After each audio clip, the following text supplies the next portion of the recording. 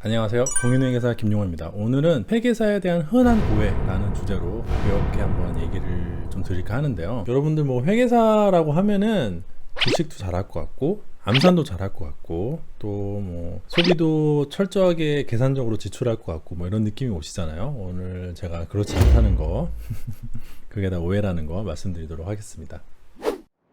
먼저 회계사들 하면은 암산을 잘할 것 같다는 이미지가 조금 있는데요. 물론 회계사 분들 중에서도 암산을 잘하시는 분들이 계시지만 제가 보기엔 특별히 다른 집단에 비해서 암산 능력이 더 뛰어난 것 같다. 그런 느낌은 별로 없습니다. 왜냐면은 일단 저는 진짜 암산을 못해요. 그 프론트 데스크에서 트레이딩 하시는 이제 분들 얘기를 들어보면은 막 굉장히 전설적인 얘기가 많잖아요. 뭐 면접을 볼 때 세 자릿수 곱하기 세 자릿수를 해야 되는데 정답은 맞추는 건 당연히 기본이고 중요한 건 속도다. 뭐 이런 얘기 들어보셨죠? 그럼 회계사들은 어떤가? 회계사들은 이제 시험 공부를 시작을 하면 바로 그 계산기를 잘 치는 법을 배워요. 이 오른손으로는 문제를 풀어야 되니까 계산기는 이제 왼손으로 치는 법을 익히는데 나중에 물이 오르면은 계산기는 쳐다보지도 않고 막 탁탁탁탁 해가지고 정말 어려운 계산을 다 끝을 냅니다. 그렇게 훈련을 하다 보면은 진짜 나중에는 농담을 조금 보태가지고 빛보다 빠르게 계산기를 치게 되는데요. 이 수준에 오르면은 머릿속에서는 산식을 세우는 게 우선이지 계산 자체는 거의 그냥 계산기한테 맡겨요. 그리고 그렇게 공부가 끝나서 실무를 하게 되면은 또 엑셀이라는 친구를 만나게 되죠. 그 엑셀을 잘 다뤄야만 집에 일찍 퇴근하고 갈 수 있거든요.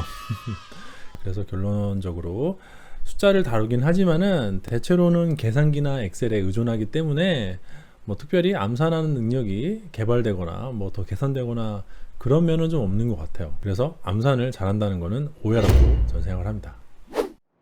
또 회계사 하면은 평소에 돈을 쓸 때도 굉장히 계산적이고 철저하게 소비를 할 것 같잖아요. 근데 이거는 제가 단언할 수 있는데 그건 아닌 것 같아요. 저만 해도 카메라 장비 사고 뭐 여행 다니느라 돈을 많이 탕진을 했고요. 제 그 주변에 있는 동기들 회계사들 보면은 뭐 다들 충동 구매하고 뭐 지름신이 왔을 때 정신 못 차리고 그러는 건 다 똑같은 것 같아요.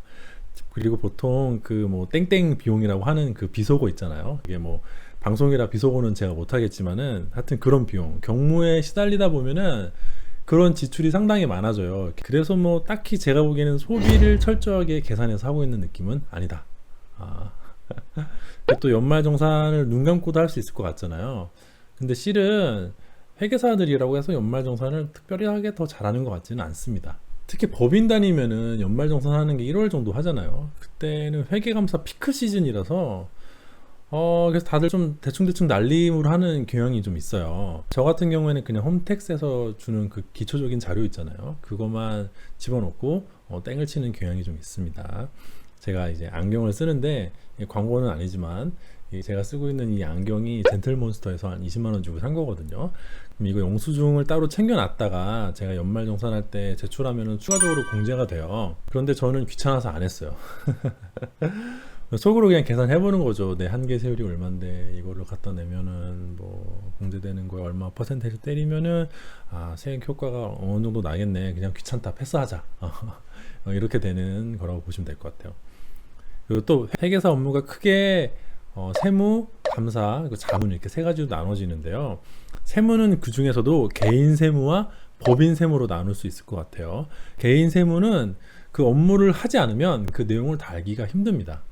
물론 많은 회계사 분들이 관련 업무를 하지 않으시더라도 세법을 완벽하게 숙지하고 계실 수도 있겠죠. 하지만 세법이라는 게 공부를 해도 까먹는 경향이 있거든요. 세법이 매우 전문적인 영역이라는 거는 모두 다 아는 사실이고 전문적이라는 거는 관련 업무를 하지 않으면 잘 모르기 마련이거든요. 법인적 업무하는 회계사들이 개인 소득세 모른다고 말하는 것을 그렇게 부끄러워하지 않아요. 왜냐면은 그건 너무 당연한 거니까.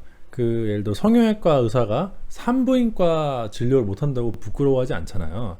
다들 각자 전문 영역이 있으니까 내가 실무를 하는 영역은 내가 전문적으로 잘 알지만은 내가 실무를 하지 않는 개인 소득세법을 모른다고 해서 별로 부끄럽지가 않은 것이죠. 주식 얘기는 조금 민감할 수는 있는데 그냥 편하게 들어주셨으면 좋겠습니다. 회계사들이 회계 정보를 잘 파악하는 능력이 있으니까 그걸 바탕으로 주식을 잘 안다고 생각을 하시는데 이 주식하고 회계 정보가 어느 정도는 연관은 있지만은 트레이딩을 잘하는 걸로는 바로 이어지지 않는 것 같아요.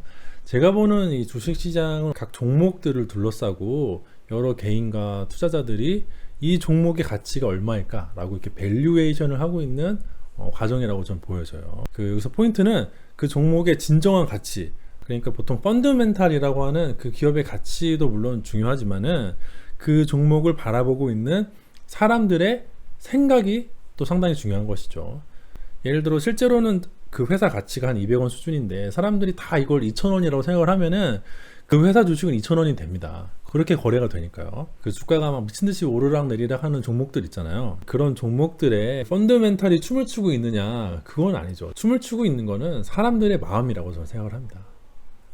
그래서 회사를 읽는 능력도 중요하지만은 그런 사람들의 마음을 읽는 능력도 상당히 중요한데, 그거는 회계 정보를 잘 안다고 아는 건 아닌 것 같아요. 그리고 주식 시장은 회사 영업 말고도 수많은 외부 요인에 의해서 좌지우지되는 경향이 많이 있습니다. 여러분들이 만약 2007년도에 어떤 회사의 펀드멘털이 튼실하다고 판단을 해가지고 거액을 들여서 투자를 했으면은 과연 2008년도에 걔를 같이 투자를 한다고 들고 있었을 때 돈을 벌 수 있었을까? 그때 리먼 브라더스가 문을 닫고 나서는 엄청 다 폭락하는 장이 왔잖아요. 그때 버티기 힘들었을 거예요. 그 이후에, 그러니까 리먼 사태 이후에는 또 전 세계에 이제 지금 양적 완화에 바람이 불고 있는데, 일본도, 옆나라 일본도 아베노믹스다 이러고 있죠. 그 양적 완화의 공세 속에서 여러분들이 만약에 나스닥에 투자를 하고 있었다. 지금 미국 같은 경우에는 금리는 조금씩 오르는데 자산 가격이 같이 오르는 기현상이 벌어지고 있거든요. 원래 금리가 오르면 자산 가격이 좀 내려가야 되는데 금리가 올라도 자산 가격이만 올라요.